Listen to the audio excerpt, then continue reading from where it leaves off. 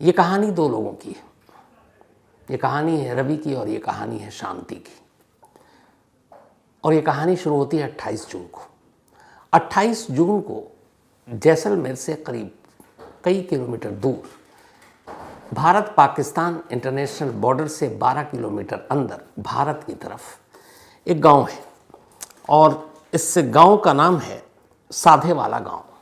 इस साधे वाला गांव में आसपास पूरा रेत है, रेगिस्तान है। एक चरवाहा गुजर रहा था 28 जून को। अचानक गुजरते वक्त उसकी नज़र दो लाशों पर पड़ी। वो गया पास, उसने देखा लाश एक लड़के की थी और एक लड़की की थी। लाश की हालत देखकर यह अंदाज़ा लगाया जा सकता था कि इन दोनों की मौत को कई दिन हो चुके हैं।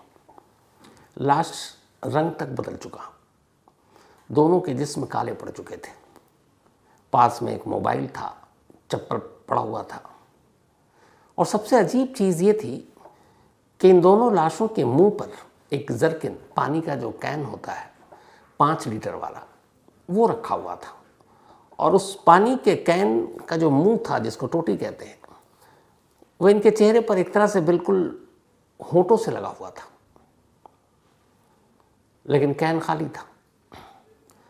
फौरन उस चरवाहे ने गांव को लोगों को खबर दी। गांव के लोग पहुंचते हैं और उसके बाद वो पुलिस को फ़ोन करते हैं। वहाँ की जो लोकल पुलिस है थोड़ी देर के बाद वो मौके पर पहुंचती है और अब पुलिस मामले की जांच शुरू करती है। उस लाश के पास से जब तलाशी ली गई कपड़ों से तो 2 आईडी कार्ड मिले।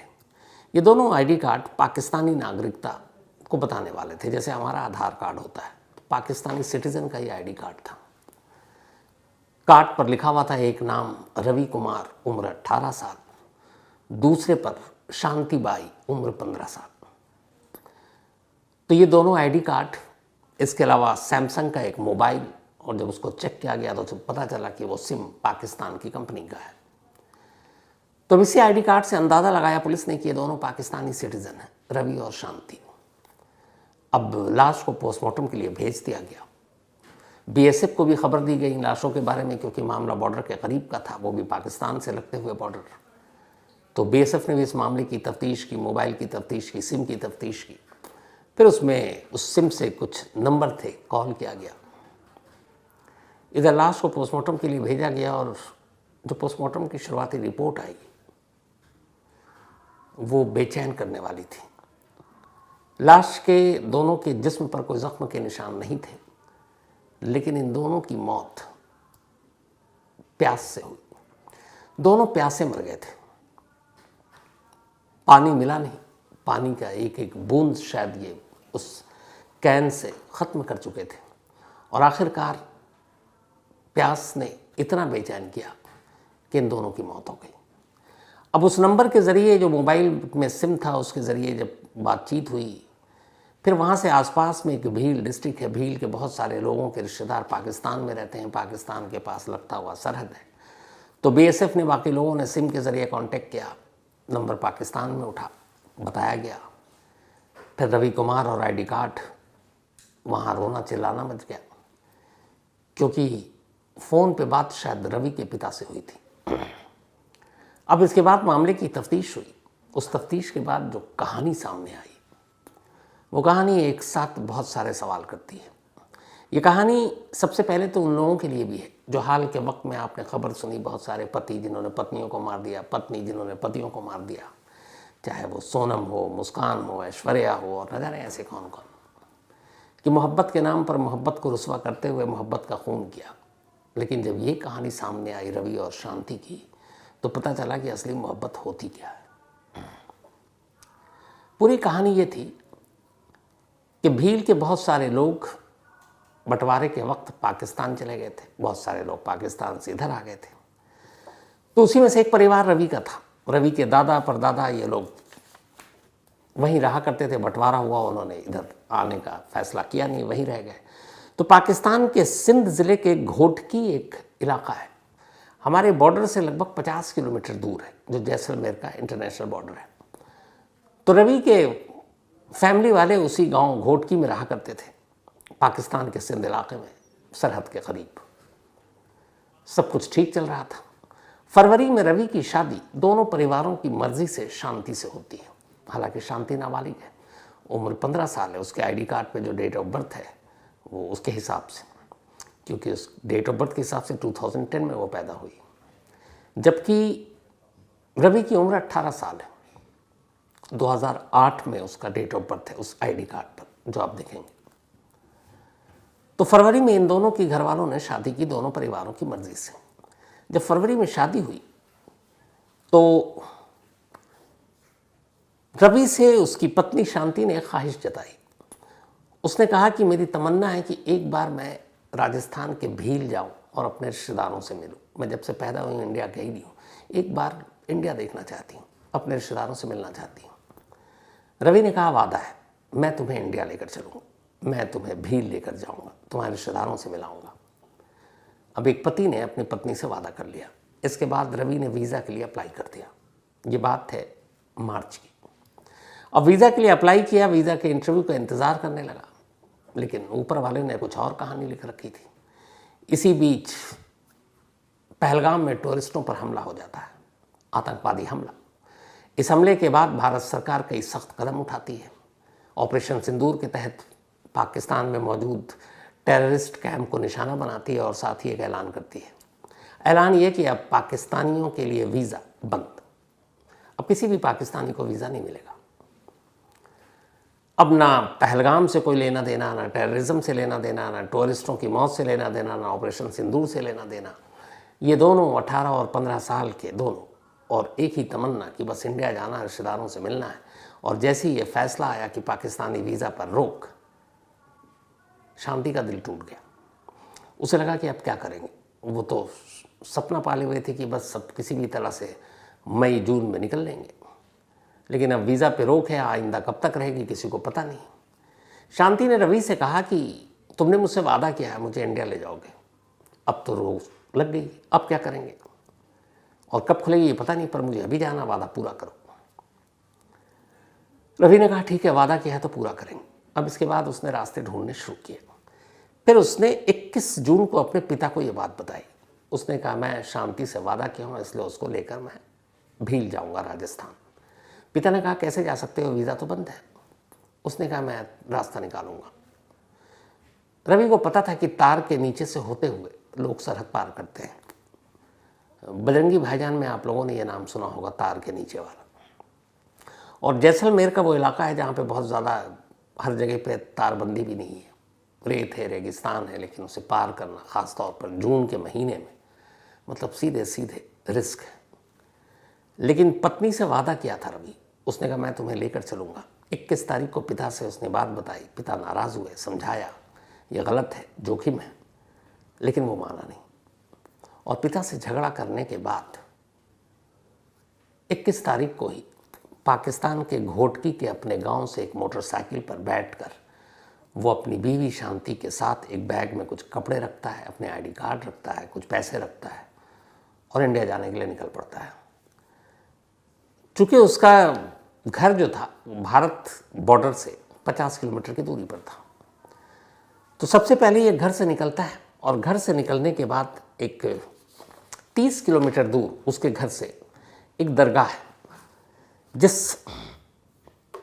जो दरगाह बहुत फेमस है और उस दरगाह का नाम है नूर फ़कीर दरगाह। ये नूरपुरी में है। नूरपुरी हमारे बॉर्डर से लगभग 20 किलोमीटर अंदर है पाकिस्तान के। तो कहते हैं कि यहाँ कोई भी मन्नत मांगो पूरी होती है। रवि शांति को लेकर अपने घर से निकला और सीधे मोटरसाइकिल पर नूरपुरी पहुँचता है और नूरपुरी में इस नूर फ़कीर दरगाह पर जाकर हाज़िरी लगाता है। और फिर वहाँ से दोनों मियाँ बीवी निकलते हैं, मोटरसाइकिल पर बैठते हैं। अब इन्हें पता था कि हमें किस रास्ते से सरहद पार करना है, जानकारी ले ली थी। तो ऐसे रास्ते से जहाँ नज़रों में किसी के ना आ सके, ना उधर पाकिस्तानी रेंजर्स के, ना इधर भारतीय BSF के अपने जवानों के। तो अब उसके बाद ये चलते चलते अब सड़क ख़त्म, अब रेत का इलाका शुरू होता है, रेगिस्तान। अब रेगिस्तान पर मोटरसाइकिल तो चलती नहीं है। तो इन लोगों ने जहाँ से रेगिस्तान शुरू होता है उससे पहले एक जगह पर जहाँ बस्ती थी, दुकानें थी, वहाँ अपनी बाइक छोड़ देता है। अब दोनों मियाँ बीवी फैसला लेते हैं कि हम रेगिस्तान में पैदल चलते हुए जैसलमेर पहुँचेंगे। दुकान पे बाइक खड़ी की। अब ये था कि पैदल जाएंगे तो बैग में जो कपड़ा है वो सब लेकर जाएंगे, तो वज़न भी है, कैसे उठाएंगे। फिर रेगिस्तानी रास्ता है, सफ़र लंबा है, रास्ते में प्यास लगेगी, पता नहीं रेत में पानी मिलेगा कि नहीं। तो इसलिए इन दोनों ने कपड़ों का बैग वहीं छोड़ने का फ़ैसला किया, मोटरसाइकिल वहीं छोड़ने का फ़ैसला किया, और 2 5-5 लीटर के वाटर कैन, जिसको जर्किन भी बोलते हैं, वो इन्होंने ख़रीदा। और दोनों 5-5 लीटर पानी के साथ अब पाकिस्तानी सरहद से रेगिस्तानी इलाके में दाखिल होते हैं और जैसलमेर की तरफ रवाना हो जाते हैं। नक्शा रूट के बारे में रवि ने ऑलरेडी पूछा हुआ था, अब ये चल पड़े। लेकिन रेगिस्तान को जानने वाले ये अच्छे तरीके से जानते हैं कि रेगिस्तान कब अपना रास्ता, अपनी तस्वीर, अपनी शक्ल बदलता है, किसी को पता नहीं। कब कहाँ से रेत का टीला गायब हो जाता है, एक नया टीला खड़ा हो जाता है, ये कोई नहीं जानता। लेकिन अब वो उसी रास्ते पर निकल पड़े। मुश्किल से 20 किलोमीटर या 15 किलोमीटर इनको शायद चलना था। 10 लीटर पानी काफ़ी था। लेकिन रेगिस्तानी इलाके में पहुंचते ही रवि रास्ता भटक गया, क्योंकि रेगिस्तान ने अपना चेहरा बदल लिया। अब जब रास्ता भटका तो उसे कुछ समझ में नहीं आ रहा। जिधर नज़र दौड़ाए चारों तरफ रेत ही रेत, रेगिस्तान ही रेगिस्तान, न कोई इंसान, न कोई बस्ती, न पानी का नामो निशान। और जून का महीना, पारा 50 डिग्री के ऊपर। अब मियाँ बीवी उस रेगिस्तान में पैदल चले जा रहे हैं। अब पैदल चले जा रहे हैं, मंजिल का पता नहीं, रास्ता भटक चुके हैं। 21 तारीख को ये लोग निकले थे, 7 दिन बीत गए। 28 जून को जैसलमेर और भारतीय बॉर्डर से 12 किलोमीटर अंदर वही चरवाहा वहाँ से गुजर रहा होता है। 2 लाशों पर नज़र पड़ती है। ये लाशें रवि और शांति की थी। लाशों का रंग देखकर और पोस्टमार्टम करने वाले डॉक्टरों ने जो कहा वो यही कि इन दोनों की मौत प्यास से हुई। तपते रेगिस्तान में जब पारा 50 के ऊपर हो तो कहते हैं कि उस रेत पर खाना बनाने के लिए आपको चूल्हे की भी ज़रूरत नहीं है। वहाँ किसी गाड़ी को खड़ी कर दीजिए, उसके बोनट पे आप रोटी बना सकते हैं, ऑमलेट बना सकते हैं, पापड़ भून सकते हैं। अब ऐसी गर्मी जहाँ चूल्हे की ज़रूरत नहीं है, वहाँ 2 लोग 15 और 18 साल के पैदल चले जा रहे हैं। सर पर सूरज है और पैरों के नीचे तपता हुआ रेत। पानी सिर्फ 5-5 लीटर। जो आखिरी तस्वीर बेचैन करती है वो यही है कि उस कैन का जो मुंह था वो इन दोनों के होंठों से लगा हुआ था। इसका मतलब है वो आखिरी बूंद की भी इंतज़ार करते कि एक बूंद भी मिल जाए तो शायद थोड़ी सी जान आ जाए। लेकिन ऐसा हुआ नहीं और इन दोनों ने प्यास से दम तोड़ दिया। अब जब ये लाश मिली, पता चला कि दोनों प्यासे मरे। पुलिस ने तफ्तीश की, बीएसएफ को खबर दी गई। फिर ये हुआ कि भील के इलाके में बहुत सारे ऐसे लोग हैं जो पाकिस्तान के इस सिंध प्रांत के घोटकी ज़िला में उनके रिश्तेदार रहते हैं। पुलिस की टीम वहाँ गई। उन्होंने कहा कि क्या आप किसी रवि नाम को या किसी शांति के नाम से जानते हैं। उन लोगों ने पाकिस्तान फ़ोन घुमाया। वहाँ रवि के पिता से बात हुई। ये रवि के पिता ने कहानी सुनाई कि ये लोग 21 तारीख को निकले थे। उन्होंने वीज़ा के लिए अप्लाई किया था। पहलगाम के बाद वीज़ा बंद हो गई। मैंने उसे समझाया, लेकिन उसने अपनी पत्नी से वादा किया और वो तार के नीचे से जाने के लिए निकल पड़ा था। रिश्तेदारों की पहचान होने के बाद जो जैसलमेर पुलिस है उसने मंडे को दोनों रवि और शांति की लाश भील में रहने वाले उसके रिश्तेदार को सौंप दी और मंडे शाम इन दोनों को वहीं भीलवाड़ा में ही अंतिम संस्कार किया गया। अब इस कहानी में कई सवाल हैं। इन दोनों के आने का तरीका गलत था।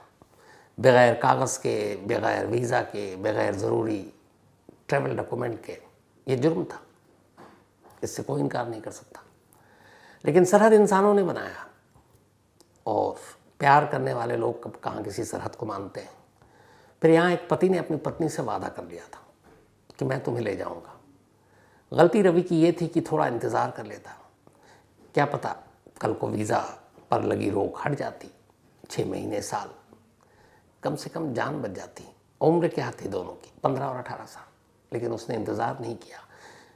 बीवी से किया हुआ वादा पूरा करने के लिए जान जोखिम में डाला और दोनों की जो मौत हुई वो कलेजा चीरने के जैसी है। लेकिन इस कहानी ने एक और सबक दिया। हाल के वक्त में बहुत सारे, जो मैंने शुरू में कहा, आपने चेहरे देखे होंगे पति और पत्नियों के, जिस तरीके की कहानियाँ आई बहुत सारी, मैंने आपको सुनाई कि कैसे पति और पत्नी किसी और के इश्क में, किसी और के मोहब्बत के वास्ते एक दूसरे को मार रहे हैं। अब सवाल यह है कि मोहब्बत के नाम पर आप कैसे किसी का खून कर सकते हैं? मोहब्बत तो ये सिखाता ही नहीं। मोहब्बत तो वो चीज़ है जिससे नफ़रत से भी मोहब्बत है। तो फिर ये कोई कैसे कह सकता है कि मैं, उससे प्यार है मुझे, उससे शादी करना है? जैसे सोनम का एक केस ले लेता हूँ कि उसे राज कुशवाहा से मोहब्बत है, इसलिए उसने राजा रघुवंशी को रास्ते से हटा दिया। तो ये कैसी मोहब्बत थी? मोहब्बत कभी जान लेना तो सिखाती नहीं है। और मोहब्बत और नफ़रत के बीच तो न जाने सदियों से जंग चली आ रही है। मोहब्बत की खासियत ये है कि उसे सबसे मोहब्बत है, और नफ़रत की खासियत ये है कि उसे मोहब्बत से नफ़रत है। तो ऐसे ही नफ़रती लोगों की शक्ल में कभी कभी आप सोनम, मुस्कान या ऐश्वर्या जैसे, या फिर बाकी सुमित, अनिल, जो भी नाम लें आप, आफताब, इनके चेहरे दिखाई दे जाते हैं। तो ये भी एक सबक है इस कहानी का कि सरहद पार से आए रवि और शांति सिर्फ एक वादे पर निकल पड़े और दोनों की मौत हो गई।